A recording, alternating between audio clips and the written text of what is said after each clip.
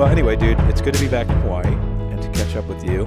Going from Hawaii to Arkansas must have been pretty interesting. Yeah, I think I flew into Dallas and then from Dallas to Arkansas.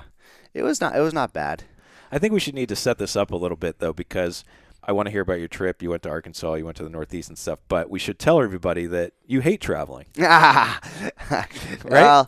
I was talking with Keiko about that this morning. So Keiko, for the listeners, is my girlfriend who loves traveling. Like, traveling is pretty much her favorite thing. I think if she could have your job as a travel writer and be able to travel for work, she would be in heaven. She always wants me to come along on her, her adventures, and I would love to. And it's not that I don't like traveling. I actually really like traveling. My job is I don't get any paid time off, and I have to pay my rent at the shop, and so I feel like if I leave and nothing is being produced at work, then I'm just like falling behind.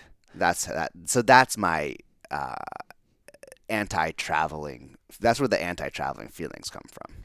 So we'll go back to your company because I want to talk about like making custom furniture in Hawaii is just such a cool lifestyle, I think. I know how you're describing it. Everyone's like, damn, this guy's probably busy. But I want to hear about your trip. So going to Arkansas as a guy who lives in Hawaii, people are probably thinking, okay. Yeah. So how was that for you? Like your brother lives there. Right. And you went to Bentonville, right, which is basically Walmartville, right? Exactly.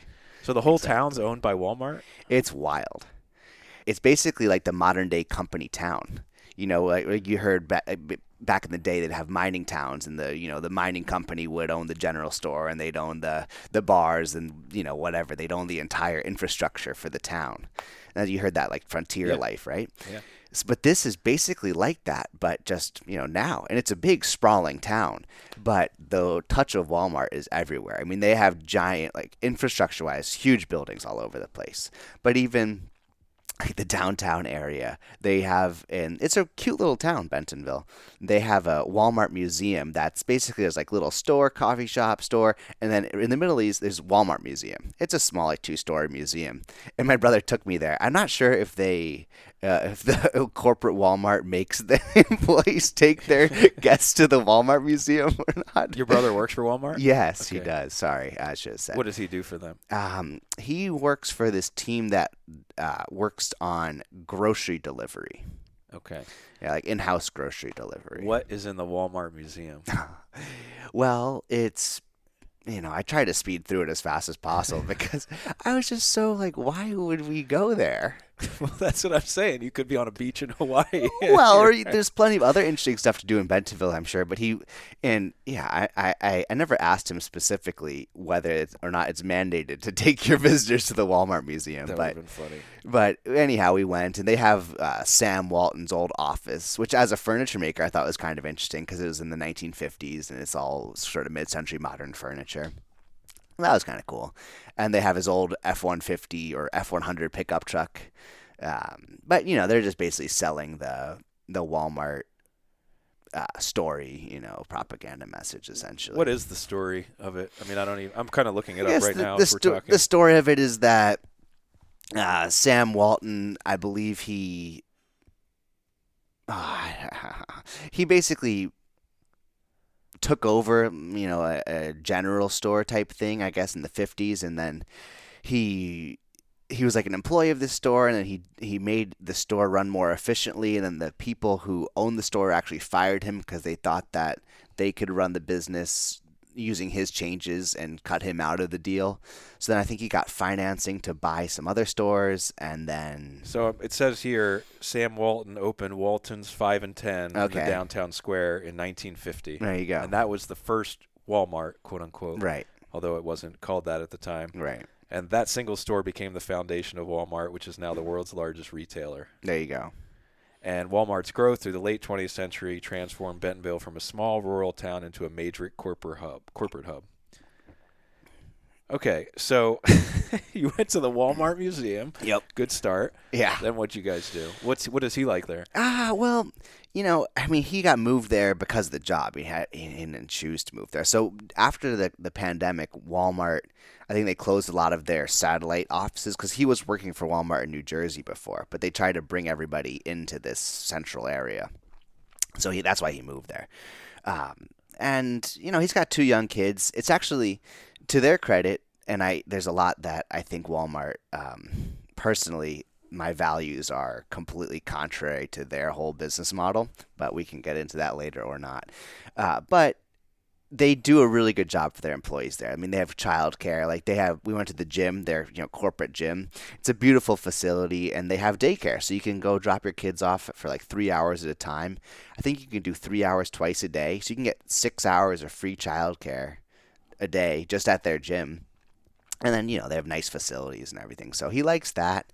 One of the coolest parts about Bentonville is maybe one of the Walton grandchildren, they, I guess, maybe got into mountain biking, or for some reason they developed this incredible mountain bike infrastructure in the town.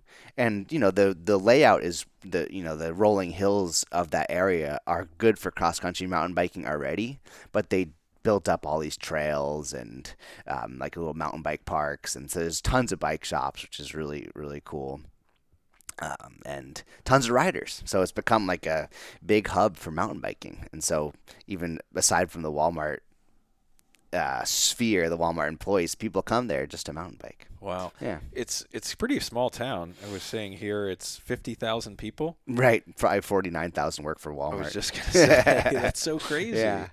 That's such a unique. I think it reminds me like the plantations out here, right? When the companies were doing the sugar cane, exactly and people would move out here. You'd live on they would pay you, and then you would shop for groceries at their grocery store. Right. So it was just complete its own economy. Yep, exactly. Wow. Yeah, I went to train jiu-jitsu at a gym over there, and I was kind of curious where the people who were going there, my training partners that day, if they all worked for Walmart, and I think out of the 8 or 9 people who were there, 7 did work for Walmart, and the other 2 were one guy had a company that did concrete refinishing or floor refinishing type stuff. So his major contract was for Walmart, and the other guy, I forget what he did, but it's most of that small sample of jiu-jitsu guys, they're pretty much all Walmart people. So when you told people there that you're from Hawaii, what's the reaction? Well, they're not too surprised because actually Walmart, they get a lot of people coming from all over the place because people come to do business with Walmart. They'll come to sell their products to Walmart. Actually, the week before I was there, apparently they had their big expo where people come if they've have something that they want Walmart to carry. They come and they show it to those guys. So they get a ton of people, and the jiu-jitsu school is saying they get a lot of visitors, just people coming through for Walmart business. So bizarre. Yeah. So crazy. How long has your brother lived there? He has lived there for, I want to say, a year and a half. Okay. Yeah. It's like a Pleasantville kind of thing, or I don't know. Yeah, and he lives kind of outside the central area because the central area has gotten pretty expensive real estate wise if you want to live near the downtown. But then it sprawls out, and so he has a house maybe 20 minutes away. Okay. So you did there. You were a couple days there with your brother? Just one night, yeah. Oh, just one night. And then you flew to New York City. Yeah. You saw your dad. Yep.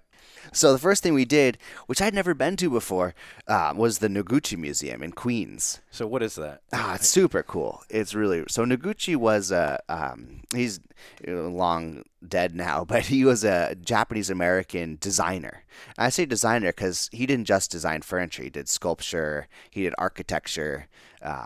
He's known for this iconic coffee table, which has a glass top and it has 2 pieces of angled curved wood at the base that are they kind of make like a little triangle, but there's 2 pieces.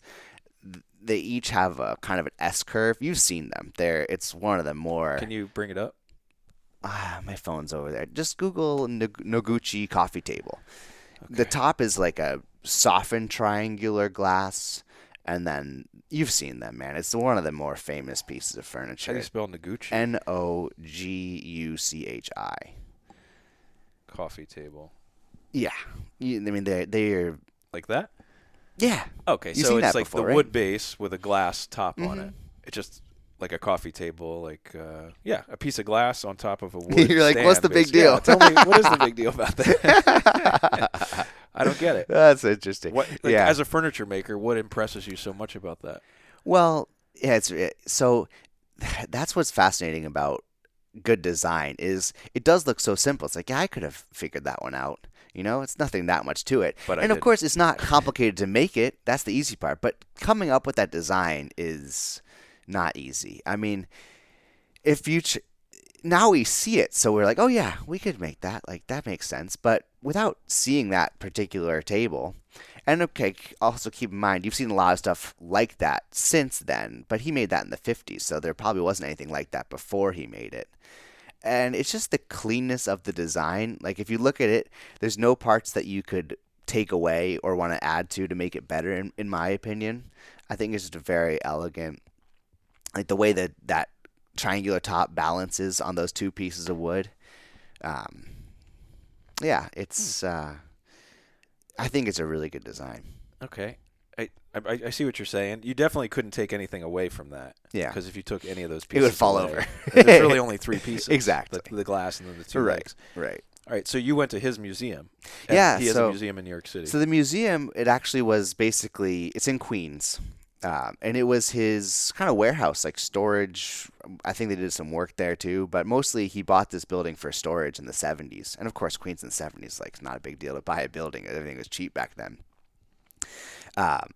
But so he was already famous at that time, but he wanted a place to store a bunch of sculptures that he had made that he didn't want to sell, that he had just made over the last 20 years. So he bought this building and started storing his stuff there. And I forget if it's after his death or towards the end of his life, he just decided to make that a permanent museum.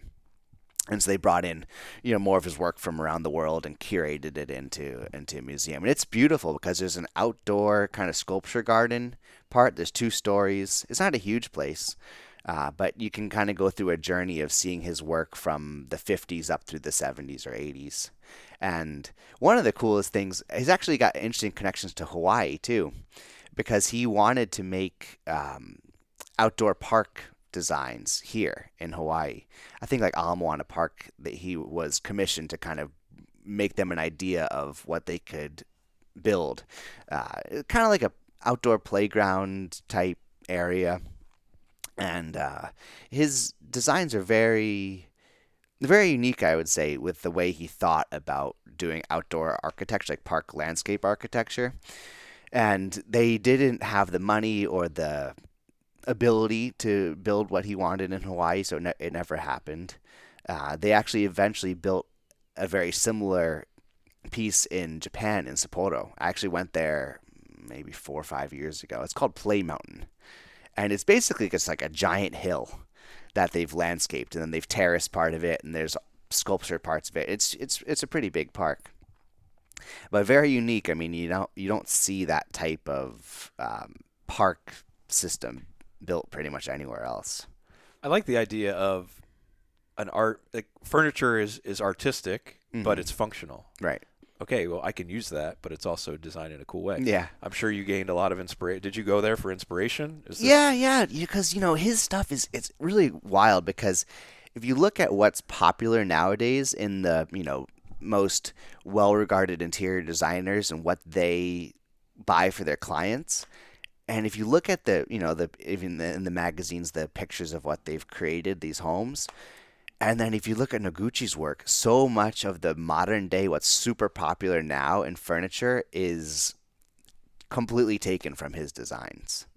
Like, what's popular now is very organic shapes, like carved coffee tables. Like, one of the more popular styles now of coffee tables or cabinetry is irregular texture on the top, or even a regular shape. So instead of just having like a wood slab coffee table that's flat, they would do a slab and then have like a little built up area that's like a little hump or whatever, or that a little dip. It's just something that's not flat. I think people like that because they know it takes more effort to make that. And I think also people like bringing the organic feel, texture, whatever elements into their homes. Instead of a rectangular coffee table, they might want a more amoeba-shaped piece. And then forget the flat top. Either what's popular is like carved texture, or so you could have a flat top with carved texture. That's cool. Or you could have a sort of terraform top, with texture or smooth. But the point is, it's not just a flat table. And Noguchi, if you look at his work in the 60s, 70s, he was making stone coffee tabletops with exactly the same elements. So, is like looking at that table, I could see how perfecting a design like that would be great because it's limited materials too. true, simple and easy. Easier to make, less materials, less cost. Is that a factor in design, do you think?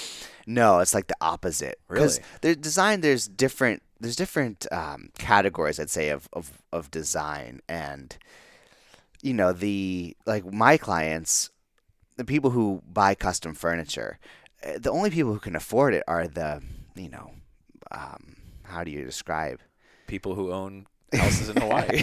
Not only houses in Hawaii, man, vacation houses in Hawaii. Second homes in Hawaii. Second, third, fourth, fifth.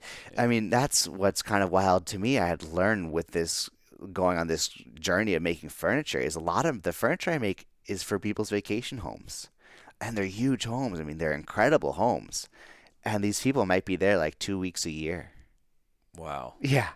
And, they put in a lot of work. I can't even imagine what their homes in San Francisco or whatever are like. But, they want a beautiful place in Hawaii. But to answer your question about, the cost and materials and stuff, what's popular now is almost they want pieces that are more work and more materials. That's why that carving stuff is so popular, because only a select amount of people could afford that because it takes so long, and it's nearly impossible to reproduce in any more efficient way, because it's just, even if you're going to do it with the CNC machine, it still takes time. Versus something that's like the Noguchi coffee table, that's not as popular now, like the glass one, because that's, like you're saying, it's simple, easy to mass manufacture. They want unique custom pieces Mostly. that seem like they take a long time. Yes. All right, maybe we should take a little sidecar here, because your company is Rust and Root Furniture. Yes. You're a great Instagram follower. Thank you. Not follower, a follow. I'm a good follower, You're too. A great I follow. like everything. You're a great follow. Rust and Root Furniture, right? Yes, that's right. And I love your Instagram because, I mean, I remember when you first started it, you've really elevated your game with all these videos of you making the furniture, but then doing voiceover, explaining the process and what you're doing, and you can see your shop in the back. I mean, you have like a legitimate production facility. Yes. You're not just in your garage. Right. Tell us a little bit how you got into this, and maybe just briefly how you got to Hawaii and how this became a journey for you. I mean, I got to Hawaii because of my ex-girlfriend who Classic lived. story. Yeah. Right there with you, buddy. Yep. So I had never even been to Hawaii before I moved here, and we're just sitting. You had in this... never been here before you moved here? No, you didn't know that. Yeah, no, I didn't know that. Are you kidding me? Well, I'm from New York. I mean, did you ever come to Hawaii before you moved here? Yes. Well, because you're a travel guy, so it's maybe different. But on what occasion? For travel writing? No, I first gigs, came or? with my mom. My mom had a work trip out here to Maui. It was a conference, so I tagged along with that when I was in grad school. Okay. So in my early 20s, I guess. And then I came out for travel writing starting in 2013. Maybe came once a year for that. And then I came out in 2016. I moved here. Right. Yeah, me but too. even if I had not, I would have a hard time moving somewhere sight unseen that far away, I think. That's crazy. I did not know that, man. Yes. So you'd never been here before. Right. And your girlfriend proposed for you to come here. Right. And you're just like, sure. Because she was from Orange County. Because we're both East Coast guys. I'm from New York. So people, I feel like, over there don't go to Hawaii. I mean, they go to Florida. They go to the Caribbean, right? Yeah. So Hawaii is never a thing for vacation for me. But for her, she grew up in Orange County. So Hawaii was very much their vacation spot. She grew up coming here, Maui, Oahu, whatever. They've come like every year practically, I think. So she was familiar with Hawaii, and she had friends who went to school at UH, friends from Orange County. So that was the connection. And one of her friends had a spare bedroom in their house in Kaimuki. So somebody had moved out. They were trying to rent a room. It was just there, ready for us. So, and Christina had lost her job in New York and wanted to switch it up. And, we don't have to go into the whole story, but we moved out in like 3 weeks' notice. I mean, it was very fast. 3 weeks? Yeah. You told me before when you first landed here, you got off the plane and just immediately went to the beach. Yeah, this beach, the one we're sitting right next to. Kaimana's here. Yeah.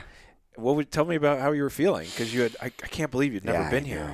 Well, it was one of the cooler memories of my life, actually. Just because I had never been here, but I didn't even look up Hawaii. Like, I didn't even, Google image it, I don't think, before I came here. Really? Yeah, no, I don't think so. Were you picturing Honolulu as a big city, or were you thinking you were moving to some remote island? No. I knew we were going to go to Honolulu, but I didn't have a visual conception of what it was going to look like. It's probably better, man. Yeah. Honestly. Well, that was what was so cool, because I got this incredible memory of, we got off the plane, somebody picked us up, and then the first thing we did is they dropped us. We drove to this beach. We parked, walked down the beach, jumped in the water. And the memory I have of swimming out maybe, 150 feet into the ocean and then turning around and looking back at the shore, it's such an incredible memory, because if you know what that, and there's iconic pictures of this, in the Hawaii shoreline, Waikiki into Diamond Head, but that was the first view I got. So, you see the city, and then you see the ko'olaus rising up above it, and then to the right from where I was looking, you see Diamond Head, which is like this incredible, super iconic shaped volcanic crater. Yeah. Right. And then the other way, there's kind of like sprawling city, and there's just mountains one direction and ocean the other direction, and I'd never seen anything like that before. And I was like, whoa, I live here now. Holy shit. Wow. I love that story, man. Yeah. Actually, I have a very similar one. Did you guys ship your car? Yeah, but I think it took like another week or two to get here. Okay. I timed mine. I shipped it like a week before I left. So when I landed, I just went right over, picked up the car. Nice. We drove over to Kailua, where we were staying with some friends temporarily, and we dropped our bags, said hello to our friends, and walked down to Kailua Beach. That's awesome. And I did the same thing, man. I went out for a swim, and I remember, I don't think I went 150 feet off, but I just turned back. Maybe made that up. And looked at the coast, and Yeah. I was like, oh my God, I live here. I cannot believe this. And it was just a warm feeling of, man, I had moved before, but never moved like that. Right. So to just be like, holy crap. Like, most people think Hawaii is just off the coast of California. It's just Oh, God. when you realize when you get out here, and then just how much different it is from the mainland and more Polynesian. Oh, yeah. But yeah, I just have that same memory of floating in the ocean and just being like, damn, I did it. Here I am. Wow. Crazy. Yeah. I mean, just the way the Ko'olau Mountains look, there's nothing like that in the mainland. Like, they're very unique. Like, I just grew up hiking all over the country, the mainland, and so I'm familiar with mountains, but nothing looks like the Ko'olaus. So it's just shaped completely differently. Yeah, the jungle here. Oh, right. And maybe in the Pacific Northwest a little bit, but different. But completely different shapes. Completely different. Yeah, I mean, these mountains, if you look at them, they look vertical from your vantage point looking up them from the valleys here. And it's almost like the back of a stegosaurus, dinosaur. Yes, I It's agree. really weird. Yeah, but there's nothing like that. Yeah, I agree. Yeah. Tell us more about that day. You settled in, and what were you thinking when you got here? What you were gonna do? Okay, so I already had. So this goes into the woodworking stuff, because I already had the apprenticeship lined up. So that was the one thing I did to kind of prepare as I looked. Like, what am I going to do for work? I looked on Craigslist, jobs, and there was this business called Woodworking Hawaii. And I'll just tell you a quick bit about it, because it's just a kind of interesting story, I think. The guy who started this business was named Keeney, okay? But he was from Boston. So his real name is Dwayne. So he did one of those. He made up a fake name? Oh, yeah. Really? Oh, yeah. Oh, I didn't know that. I believe he legally changed it, in fact. To sound more Hawaiian? Oh, yeah. I don't know if the Hawaiians would like that. Well, I think he probably did a lot of things that people wouldn't like, but, he did them anyhow. But, yeah, he was such a character, man. I mean, it was... So, basically, he moved here from Boston, kind of probably a similar story to how we got here. And he started this, basically, slab furniture company. What does slab furniture mean? Yeah, okay, great question. So, one of the coolest things about Hawaii is that the trees that grow here locally happen to have beautiful grain. So the most iconic one I think people would have seen a ton of is monkey pod. And monkey pod's like a big it's a big shade tree. So, umbrella tree. Exactly. And when you say the grain, you mean the texture of the wood? The color. Yeah, the color and the way. Because so basically, just to explain how you get a slab, because people might not think about it.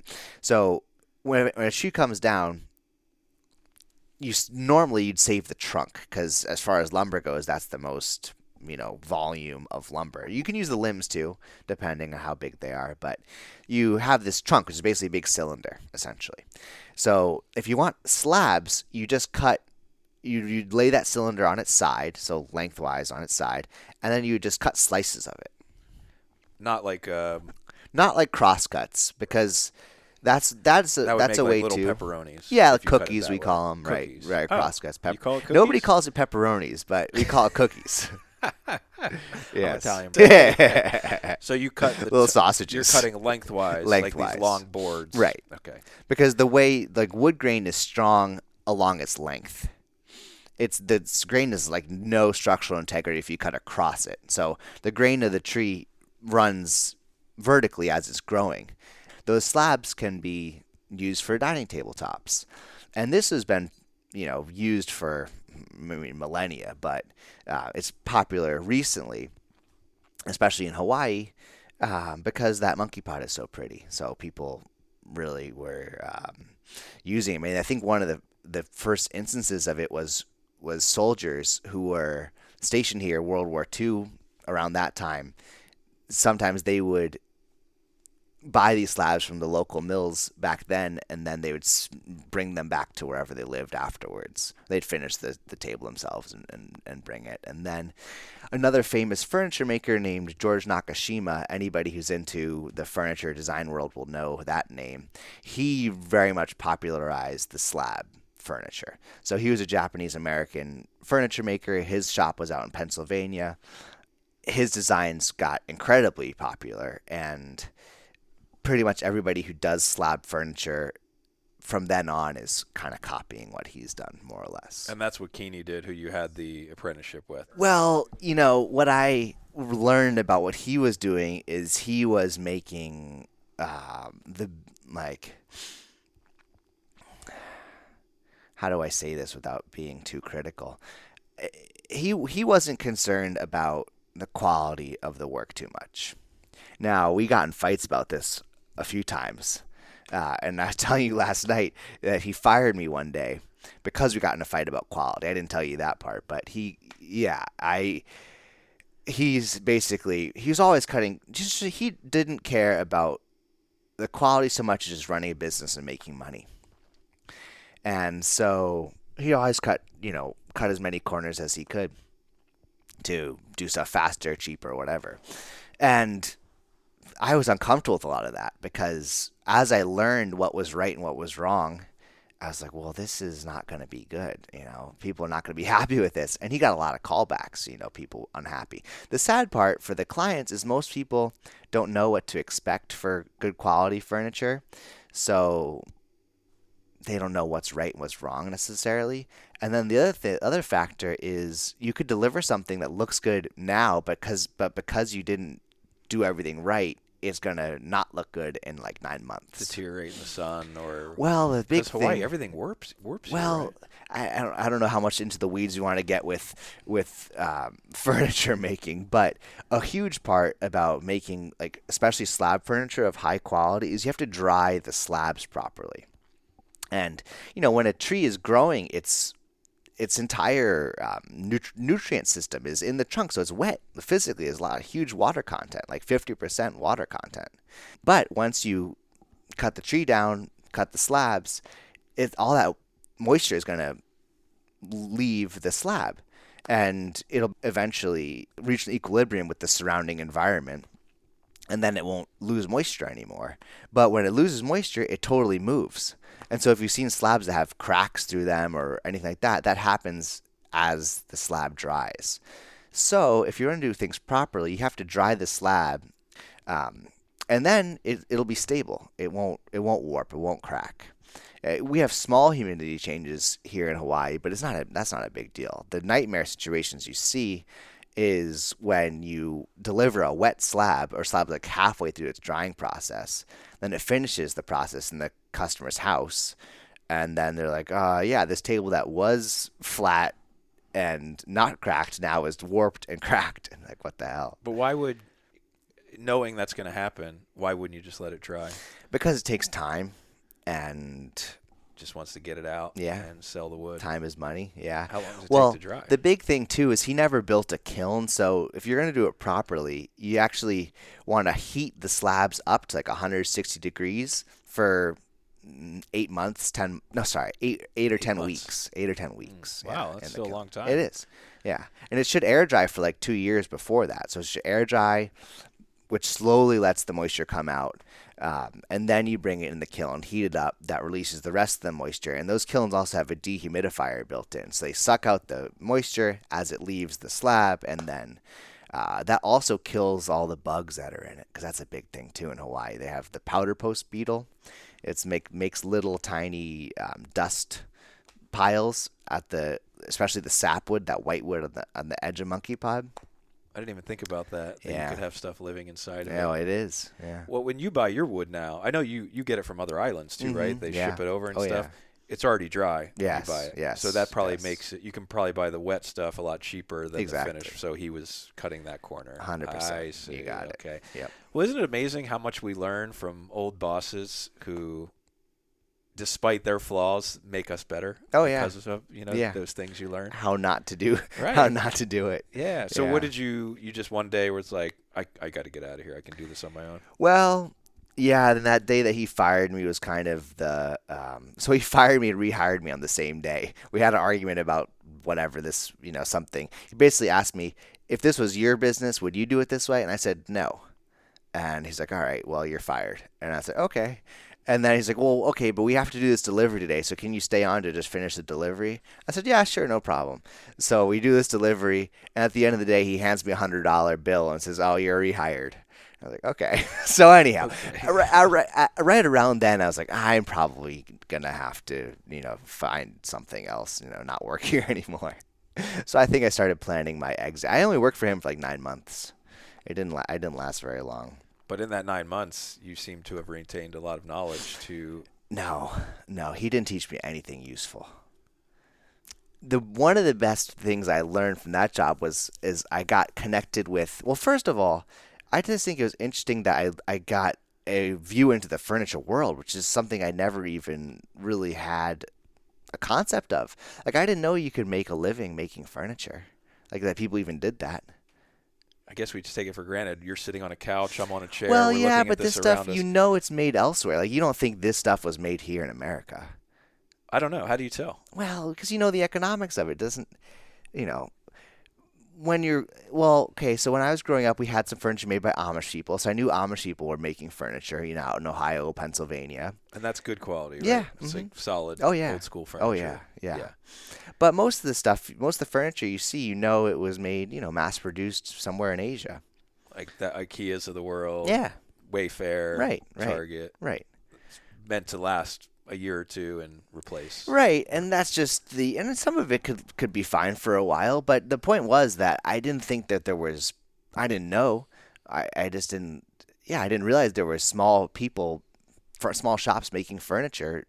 In every city there's furniture makers. But I didn't know because, they're selling to mostly a higher end market. And, growing up, I wasn't in, my parents weren't buying that type of stuff.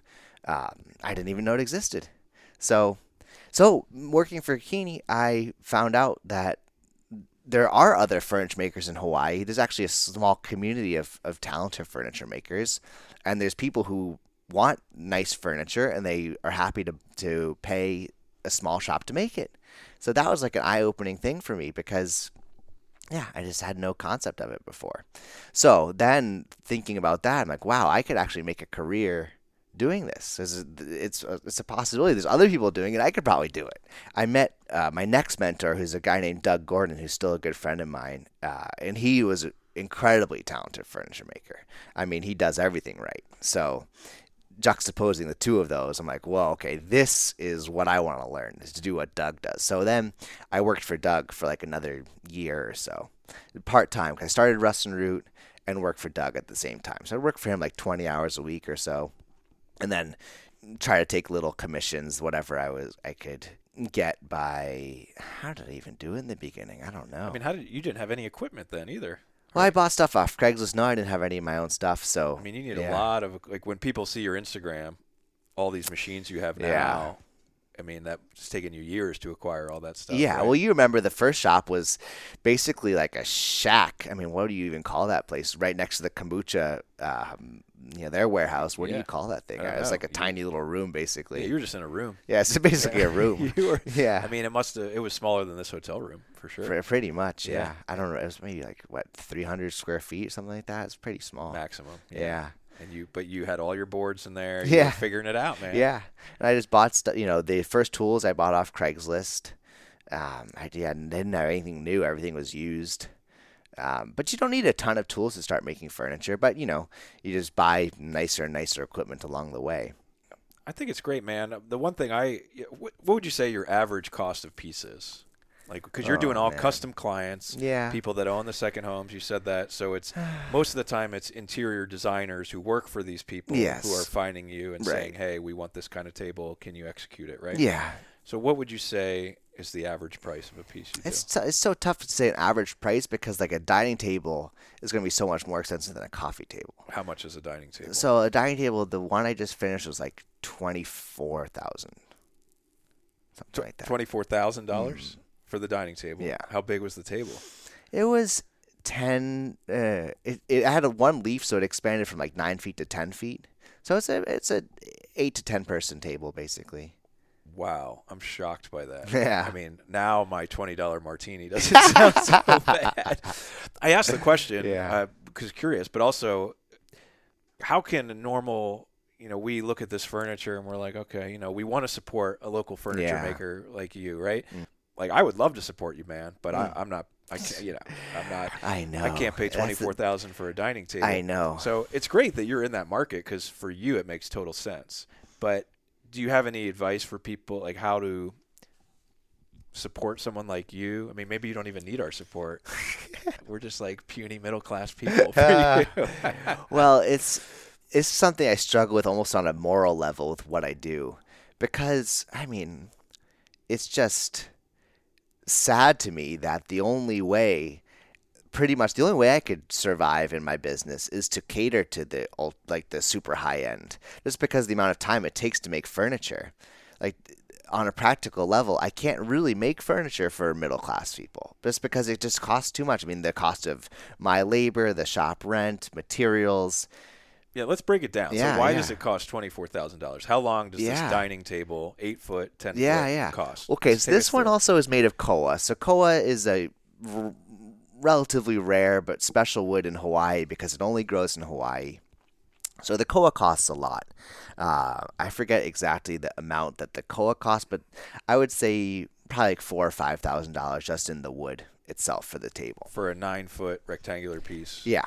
Wow. Well, this wasn't even a slab. I actually veneered the entire top. So a koa slab, man, I quoted a couple koa slab tables recently. A slab just of that size, say 10 feet, about $30,000 just for the wood. They're so rare. I mean, that's really rare. Koa doesn't grow that big normally. Like a 4 foot wide koa tree is very rare. And sadly, they've been they've been logged because they have to be old to grow that big. I mean, they'll grow that big now, the ones that are growing, but they have to be 80, 100 years old to grow that big. So they're replanting continually, but the big ones are rare, so those slabs are insanely expensive. But so when you say veneer, that just means there's a base slab of some generic wood, and then you're putting a very thin layer on the and gluing that onto the top. Exactly. And the veneer I do, so basically, this is one special thing that a custom furniture maker can do that you can't get like mass produced, because there's nothing wrong with veneer inherently, but the mass produced stuff, the veneer is so thin that people get a really bad concept of veneer as like poor quality because of the mass-produced thin veneers. It chips off. Exactly. It breaks easy. Right. Yeah. But when I do it, I take like a big chunk. So the koa I bought for this table came as like a 12-inch by 8-inch chunk of coal. It's basically like a log that's been squared up essentially. And so I take that and I take that on the bandsaw and I cut slices of it. So to make my pattern that I want for the tabletop. And my finished thickness on those slices is about a little under 1/8 of an inch.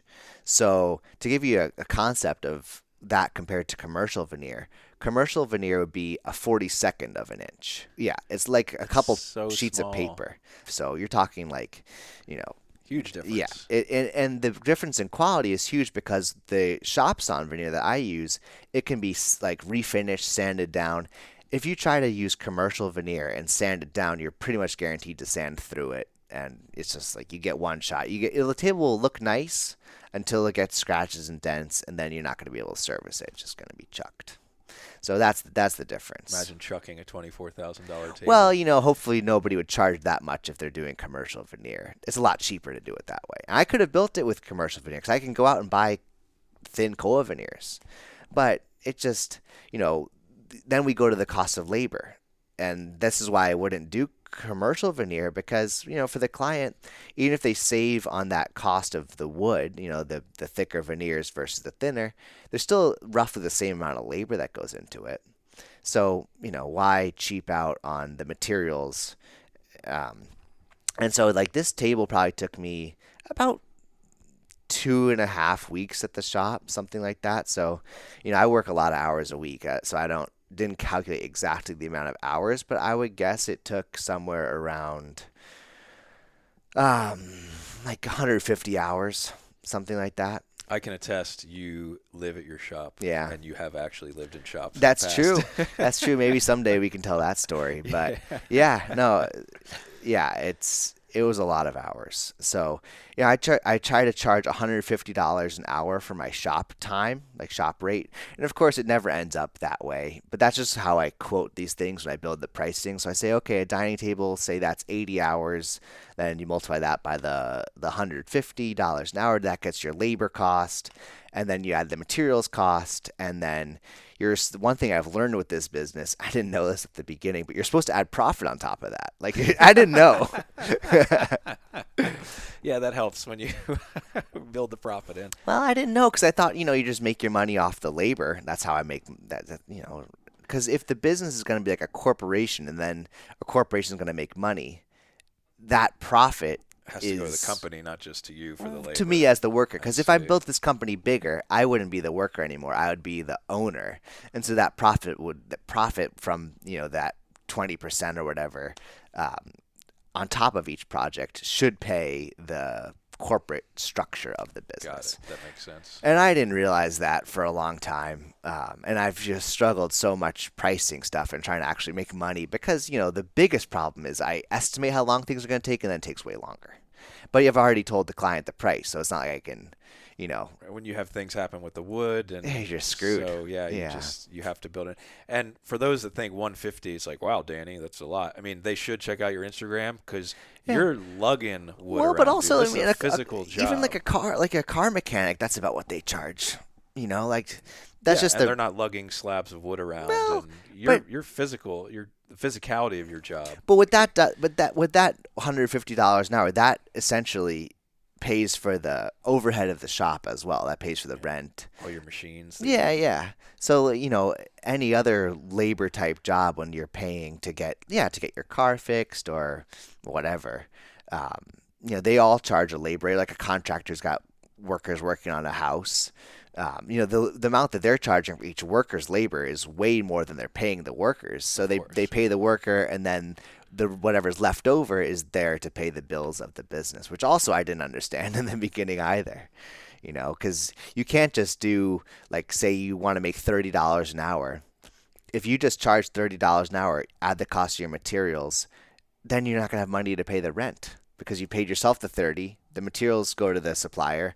Where do you get money to pay the rent? So you got to build that in somehow. It's tough, man. Yeah. It was really difficult, and I'm just slowly starting to get a hang of it. I wish there would have been some sort of resource to learn about this more when I started, but you're the resource for people now. Oh yeah, I want to help the future generations of people to be able to do this. when you think of custom furniture, it almost sounds like something your grandfather would have done, and our modern day society wouldn't have time for it. Do you see younger people coming into this? I think so, and I haven't looked too carefully. I mean, I'm actually in the process of trying to hire people now because I'm expanding my space. I just doubled the amount of shop space that I have, so I really have to hire people. And I think that there will be a pretty huge interest in doing stuff like this in the now and in the future, just because I think that we were talking about AI last night. I think everybody's talking about AI, and this is one of the few industries where it's not going to be that impacted by AI. I mean, until they make humanoid robots who can physically make custom furniture, you're going to have hands-on people making these pieces. I mean, the other alternative is factory furniture, and they have their whole assembly lines for that. But if you want pieces that are one of a kind, I mean, this is something that a factory can't do. Your factory is set up to do millions of one thing. But if you just want one of one specific thing, you can't tool an assembly line to do that for one. It doesn't make any sense. So you're going to have a hands-on people making that. So I think that people will be drawn to this more and more of doing hands-on work. And especially as, those other jobs they might want to do disappear, it might be an attractive option. And it is hard work, and it won't be for everybody. And maybe society will have to get more used to getting dirty again. I think it could be good for society in some ways. I guarantee it. Yeah. Yeah, getting in touch, the hand. You're like the dirtiest guy I know, by the way. Hey, don't tell people that. I see you're putting stains on the couch already with the underside of your arms there. No, you've always been, when I see you just kind of covered in sawdust. That's like your vibe, though. Yes.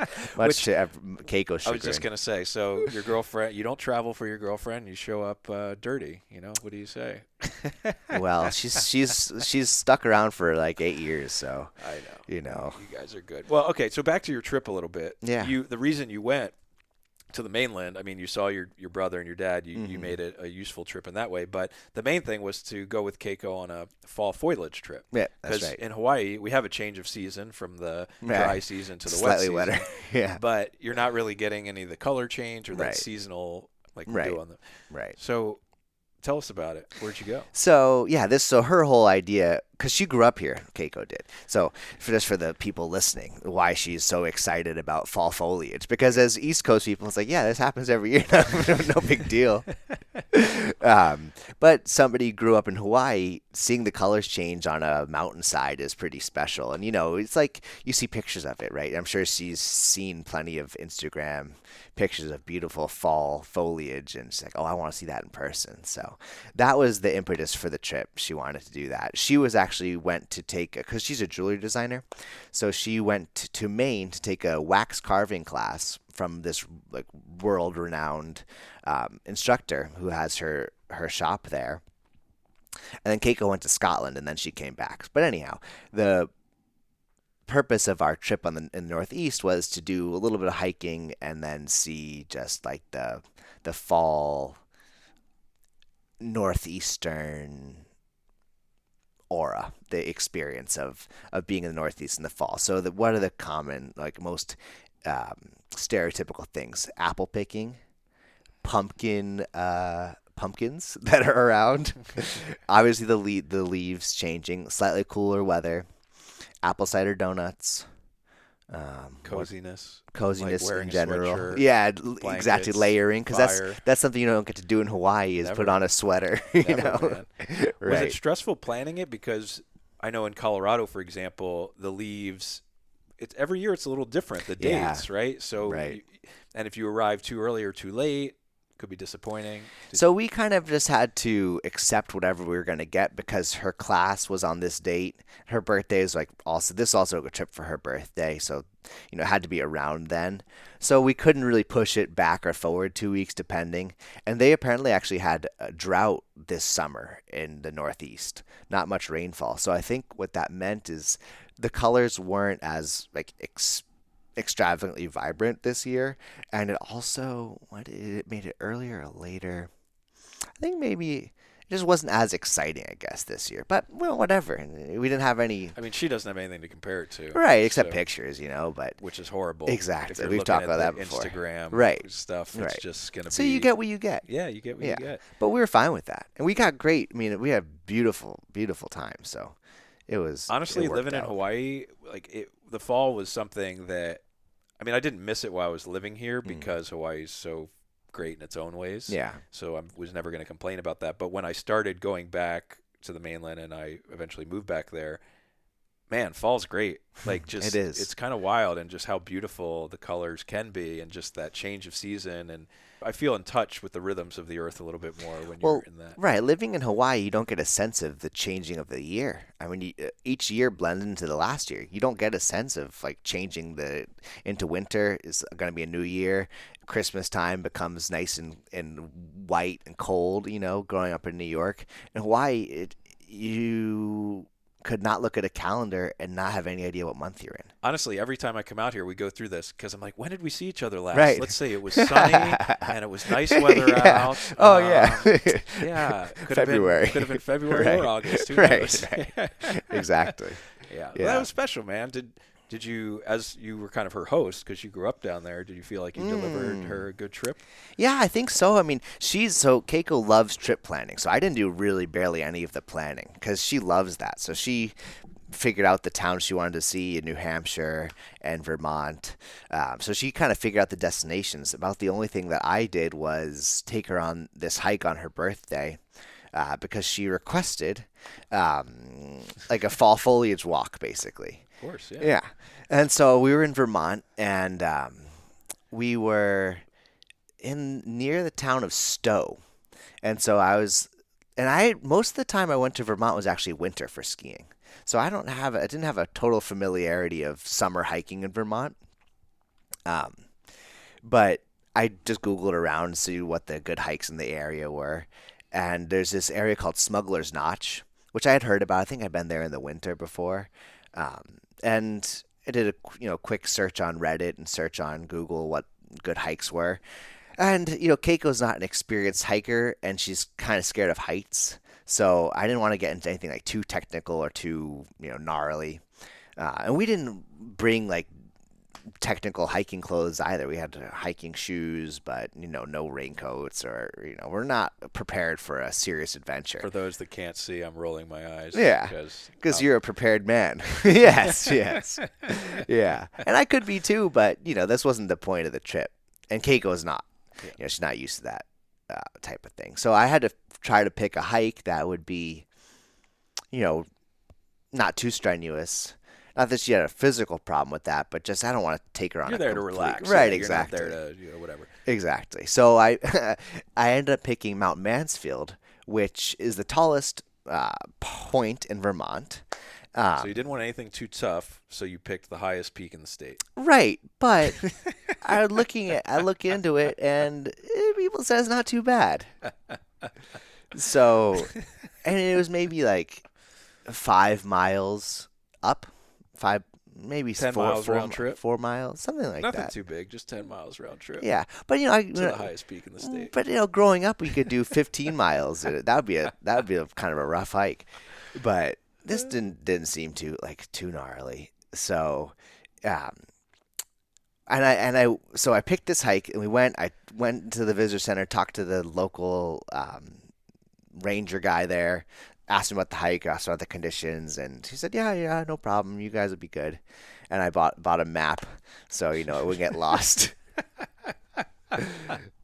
And so then off we went. And the first part was incredibly beautiful, man. It was just, your classic northeastern hiking. It was just like the leaves had fallen on the trail, so you're kind of crunching through them as you go, crisscrossing little streams. You could tell it was dry because these little streams were like just a trickle of what they could have been had it been a wetter season, I think, which was nice to cross them because it was just easy. But the pictures we took from there, it was beautiful. I mean, it was nice. Not super bright foliage. A lot of it hadn't changed yet, so it's still green. But just peaceful, calm. Not quite to the point where you could get away from the sounds of cars, which is always one of my favorite things about hiking. Is there's a certain point where you hike and you realize that you can't hear cars anymore. That's special. And it wasn't a long enough hike that we could get away. You could still kind of hear the highway down the base of the mountain. You could hear the highway from the highest peak in Not Vermont? the highway, but the road. Whatever road, that Smuggler's Notch road that was at the base of the mountain. You could hear cars a little bit. Okay. Not like but you can hear in the You're faint sensitive to it. distance. Yeah, you're thinking about it. I'm thinking I want that silence. Yeah. I want that quiet. But the hike was very smooth going up, just about until you kind of got past the tree line, and then it got pretty gnarly. And Keiko, there was a point where she thought she didn't want to continue. And I was like, oh my God.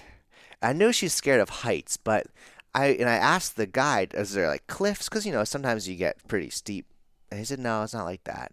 And it wasn't really like that. I could see from her perspective it is kind of cliffy, but the end of it was sort of a rock scramble up little boulders, not like bouldering climbing, but you got to use your hands a little bit to climb Some up these scree boulders. fields, kind of. It was big boulders. Okay. So, yeah. And she looked back at me and she was like, I can't go anymore. And I'm like, oh my God, we're almost there.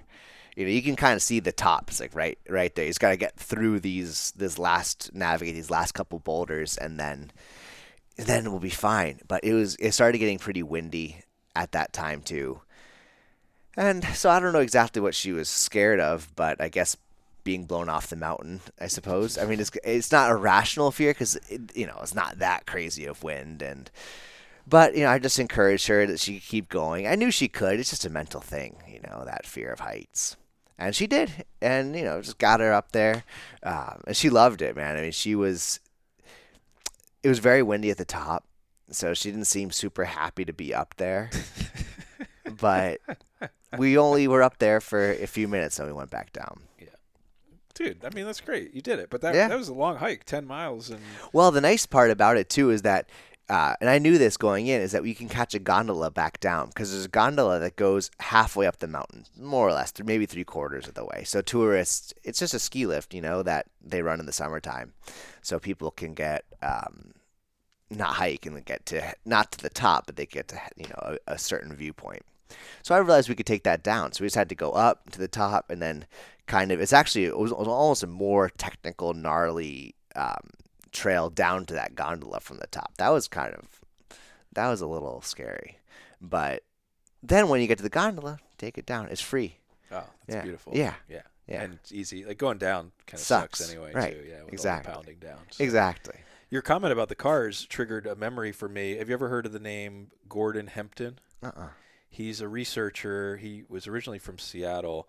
It's been like 10 years since I've talked to him, but he was doing this project called The Quietest Place on Earth. Oh, wow. And he went around the world, or maybe North America, I forget, but he came out here to Hawaii too, and he would essentially hike out into the woods or into a natural area, and he would set up a microphone, and he would count how long it was until he heard a man-made noise. And he would create these like intervals everywhere he went. So, for example, I've been... I'll go out in Colorado, I'll hike 10 miles into the backcountry, get away from everybody, and feel like, wow, I'm just so alone. Yeah, you hear a plane. And then a plane flies overhead. Yeah, it's like, God damn it. Something like this. Or in Yeah. Hawaii here, like classic, you hike out like the north side of the Big Island, and you go to, this remote valley, and you're hiking all day, and then a helicopter flies into the valley. It's just like, oh, come on, So it's hard to get away from it. Really hard. It's super hard. Where did he find was the quietest place on Earth? Interestingly Antarctica? enough, no. That's the thing. I don't know how far actually he went, but for this project, it must have just been the United States. I'd have to look it up again. But Haleakala. No way. Maui. That makes sense. Yeah, Haleakala National Park, because there are flight patterns around there, but I guess the portion he was at the summit, they didn't fly directly over. And I think the other one was Olympic National Forest or National Park. Is it in Oregon? It's either Washington or Oregon. Yeah. And so those two places. But otherwise, it was just interesting talking to him because the sounds, like road noise travels so far. Planes were a big one. Right, it's always planes. Or you just, a railroad in some places comes through. and it was just cool. So I identify with that, trying to get that quiet, and it's just getting harder and harder to get away from it nowadays. Just you're always reminded of that society out there. Yeah. I listened to your last episode about the meditation silent retreats. Oh, with John, yeah. Crazy, right? That silence is really therapeutic, I think, like you guys are talking about. And I never done those meditation retreat type things, but I think you definitely get a part of that from being in the backcountry. 100%. Yeah, that's one of the reasons I love it so much. When I go camping alone, I'm not talking at all. Right. Which is great. You go with someone, obviously, you're talking more. Right. But some of my favorites in the backpacking trip, a lot of times if I go with someone, just explain. It's like, hey, we're going to walk, we're going to talk for a while, and then we're probably not going to talk for a while, and we can spread out a little bit. And because part of that joy is that escape from the marketing, the advertising, the phone, the sounds. Just, man, it's just like a wave over our head all the time, right? Especially now. And you don't notice it until it's gone, and then you're like, whoa, it's incredible peace. Speaking of peace, I'm curious because you are not really a big traveler. You probably go on a trip every 2 years, would you say? Yeah, Keiko tries to make me go somewhere once a year. We go somewhere once a year. God, she might go crazy otherwise. How was your experience? Just for me, I fly all the time. I'm irritated sometimes. I'm grateful sometimes. I go through all these processes with our modern day travel. On one hand, we can get anywhere in the world in less than 24 hours, which is just an incredible feat of humanity. On the other hand, we all know what it's like to travel on a plane. So I'm curious, how do you find as just a casual, once in a while traveler? I really don't mind the whole process too much. There's hassles with it, but you just view that day of traveling as just this is the day that you got to take to get from where you were to where you're going. And the physical discomfort of it is okay. I don't mind it. Yeah, it really doesn't bother me too much. I used to try to have a couple drinks on the plane to kind of like go to sleep, but I think that's actually a bad idea. My biggest thing is that I don't want to have to be worn out or jet lagged or whatever, when I get to my destination. So anything I can do to get there and just feel good, that's my whole goal. So I realized that not drinking is important. Drinking a shit ton of water. So I try to drink so much water because the plane's dehydrating. Just the dry air, probably the lack of air pressure or something. It's super dehydrating, I think. So I drink as much water as I can. I go to pee like all the time on the flight. Yeah. Do you get an aisle seat? I try to, yeah. Okay. Because I don't want to be like feeling bad about having to go to the bathroom. Totally. Yeah, you have to get up. If you're not on the aisle, you feel guilty kind of getting up every hour, and it's hard to stay hydrated. Right.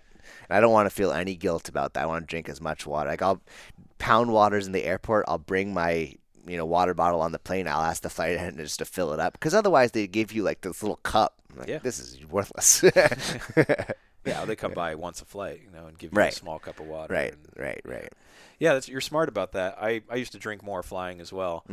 It depends on where I'm going. It's nice. If I'm flying from the East Coast to the Caribbean, it's 3 hours. I'm leaving mid-morning. I'm gonna land there afternoon. I might have a couple rum and cokes just to get the vibe get in going, the mood. Just you arrive in a good mood. Nothing crazy. But traveling from Hawaii when it's an overnight flight, I used to do that too. I would spend the first hour.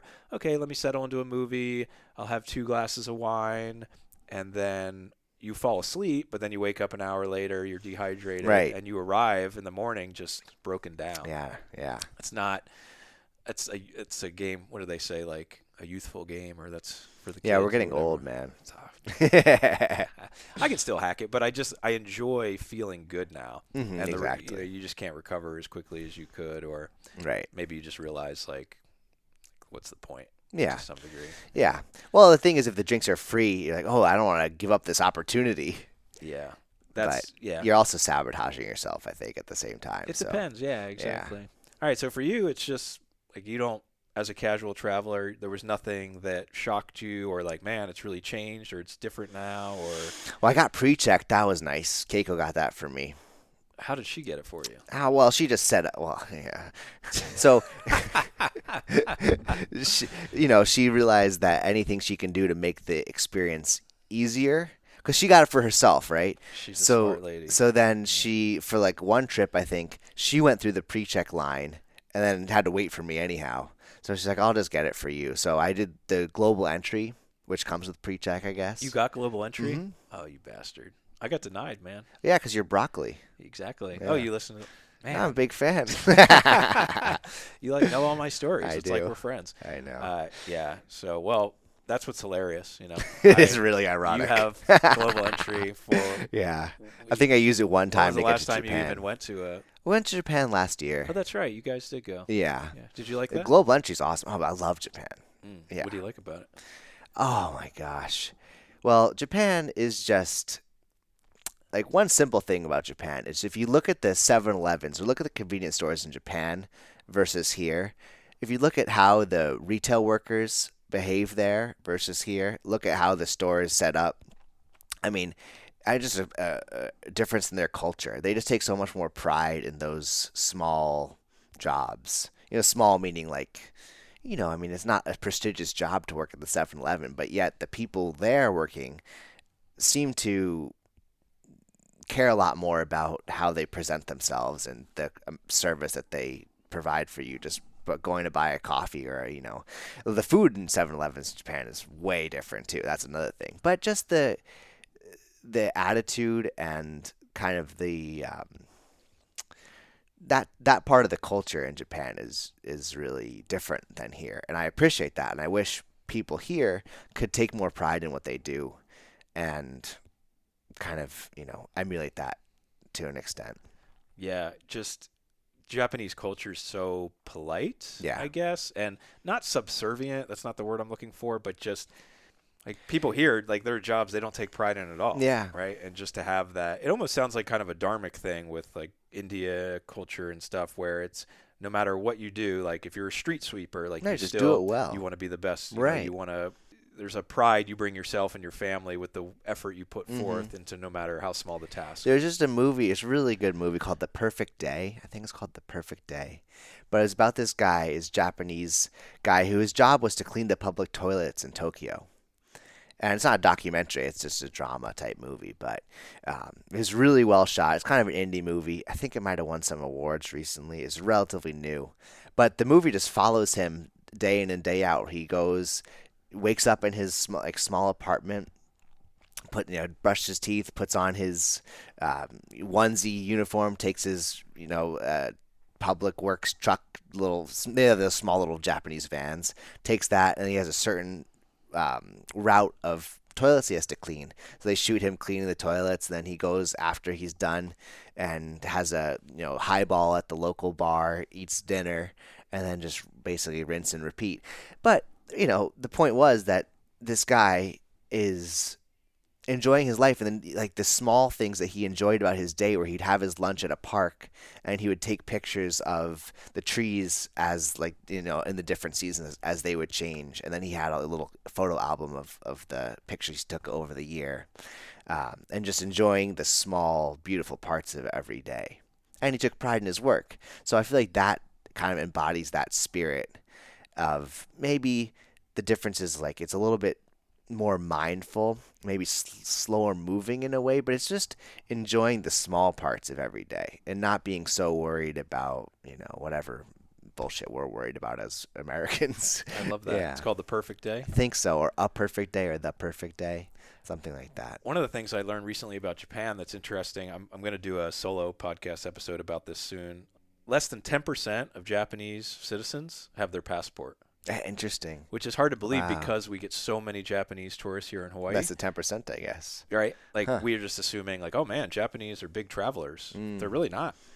There's some reasons for it. So that's my little teaser for an upcoming episode. Cool. I'm going to talk about, like, countries, like how much they travel, the residents and stuff. But, yeah, like here in Hawaii, I mean, Waikiki, where we are now, it's built for the Japanese, basically. Right? But that's also the wealthier Japanese tourists. Yeah. Because, it's as we were talking earlier, it's expensive here, and probably that most Japanese people might not be able to afford to come to Hawaii, I would think. Yeah. I just saw a stat. It was August this year versus last year. Visitation was down, not by much, like maybe less than 10%. It was like 6 or 8%, something like that.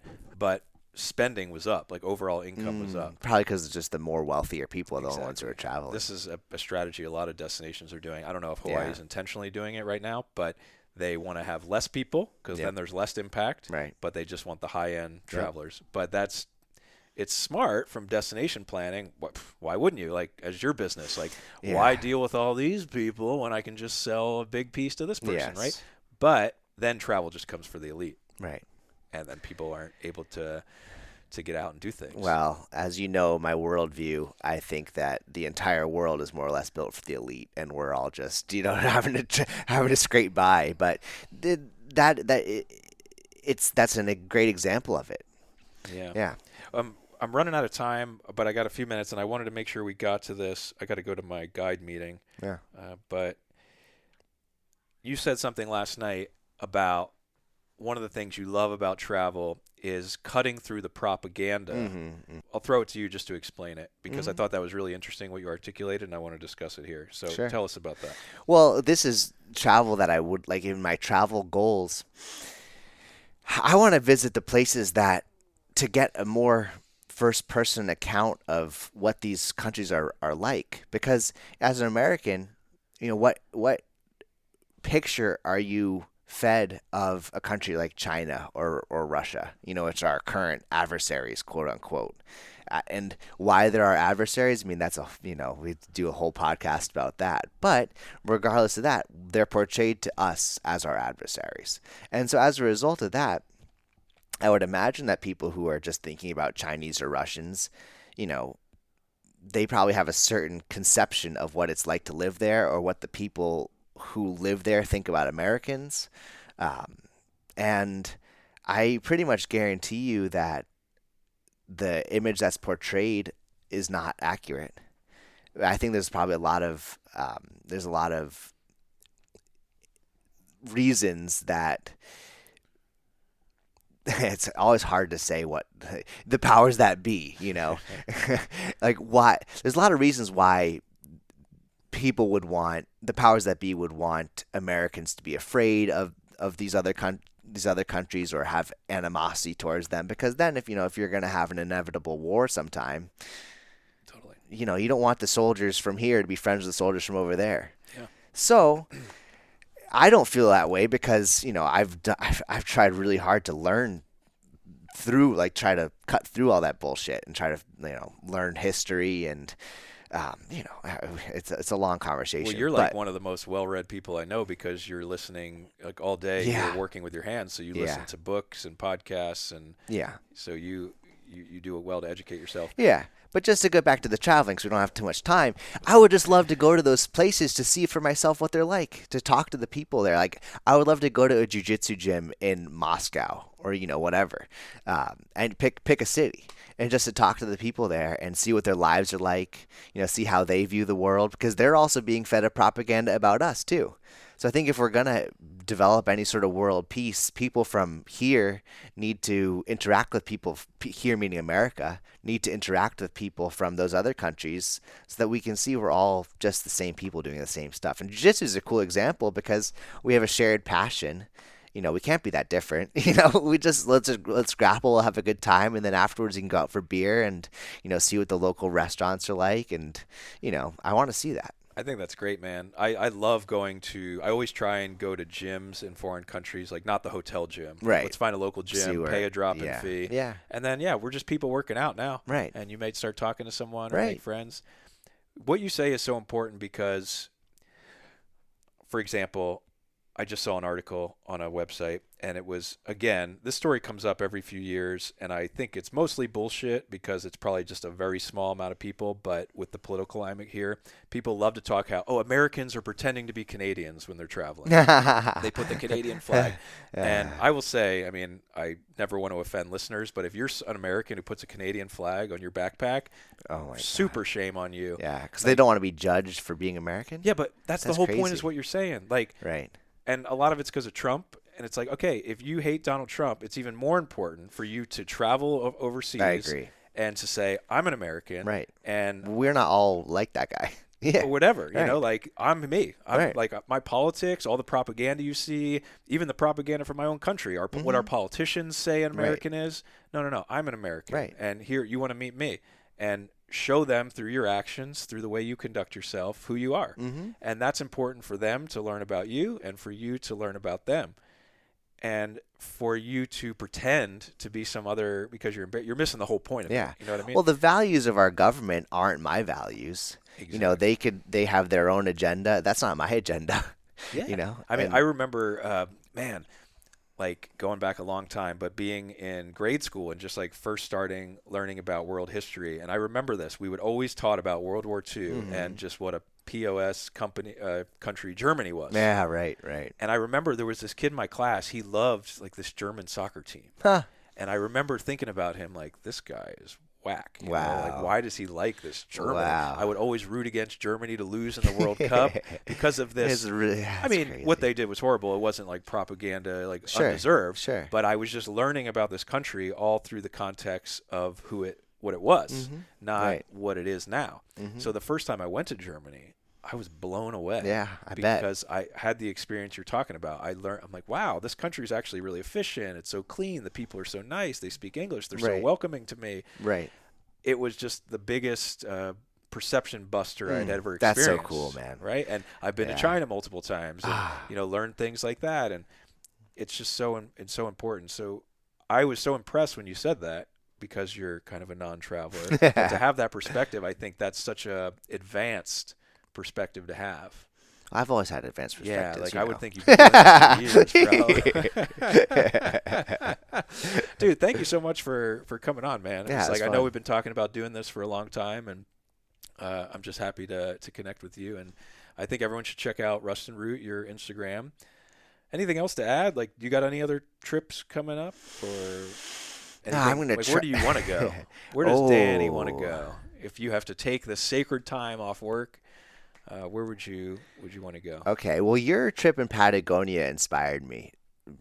Years ago, at this point, you went. Well, I don't know. I went But- last year Oh, on the way no, to not Antarctica, that one. but I went to Chile on the Yeah, hiking trip. That's and- the one. Yeah. Yeah, so because I love hiking, so that is a goal. What was the trail called? The I did the W Trek, W Trek. and that was in Okay. Torres del Paine National Okay, Park. that's the one. Yeah. Yep. So I'd like to do that. That's just on a natural beauty because I feel like traveling. There's two subsets. I would like to travel for natural, hiking type, beautiful things that different than what we can see here, and then there's the cultural side. So that one, I'm sure Chilean culture is interesting. I don't know much about it, so I'm not super keen on going there for that cultural aspect. So that would be like natural beauty aspect.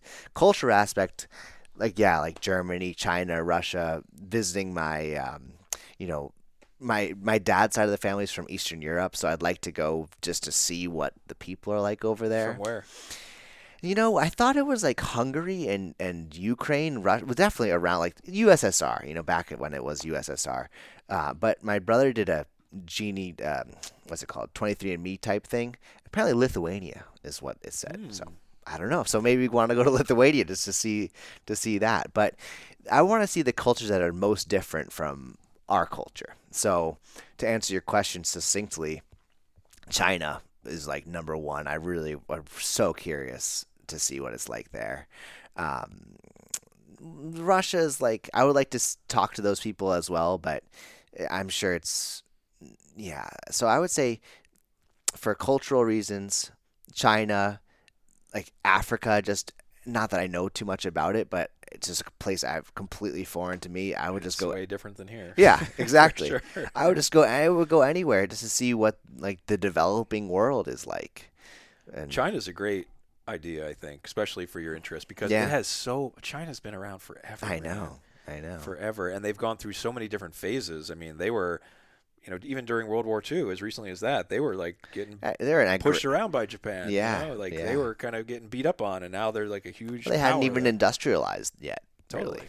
And all their Eastern medicine's so interesting. Yes, it is. Like talking about like blood temperature and like kind of their aspects on that. Like I remember being over there and I just made some comment like, "Oh, I'm feeling this way." They're like, "Oh yeah, you need to cool down your blood, so you need to eat these certain foods." And like, yeah, they just have such a more of an energetic approach to a lot of their medicine, and yeah, a lot of like their dynasties. So you should go, man. Let's go together. I would love to. I'm sure Keiko would go with you.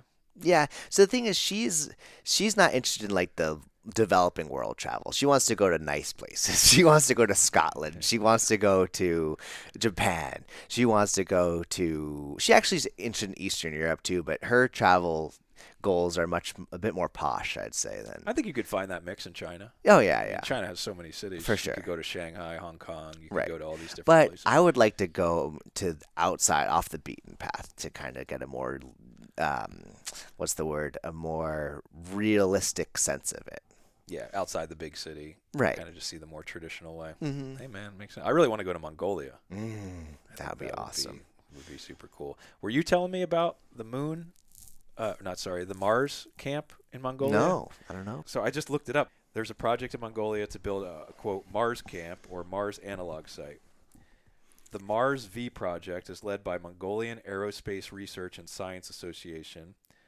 And the concept is to construct a simulation station deep in the Gobi Desert to mimic aspect of life on Mars, extreme temperatures, isolation, harsh terrain. Target opening 2029. And it's going to be a mix of tourism, space tourism, and then astronaut training and scientific research. The Gobi Desert, perfect place because extreme temperature swings, cold winters down to minus 30 Celsius, and an arid, isolated landscape similar in some ways to Mars conditions. The experience is planned to include participants will live in modular habitats, like our pods, wear analog spacesuits, perform tasks like geological mapping, deal with isolation and simulated sandstorms. Okay. And it's not fully operational yet. It's on development. Some media suggest participation costs might be $6,000 a month.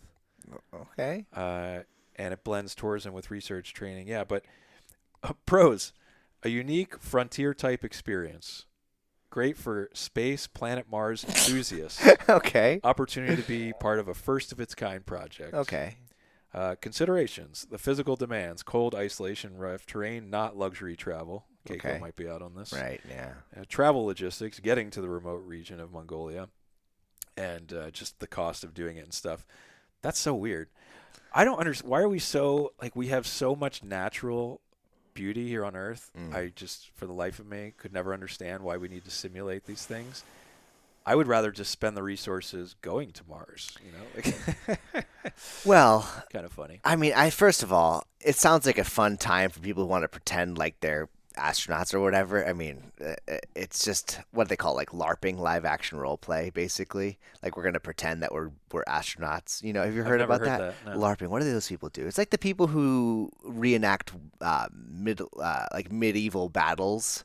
You know, they dress up as knights and they do jousting or whatever. There's different types of LARPing, but basically the idea is people playing a role of a fantasy, but they're trying to play it in our life.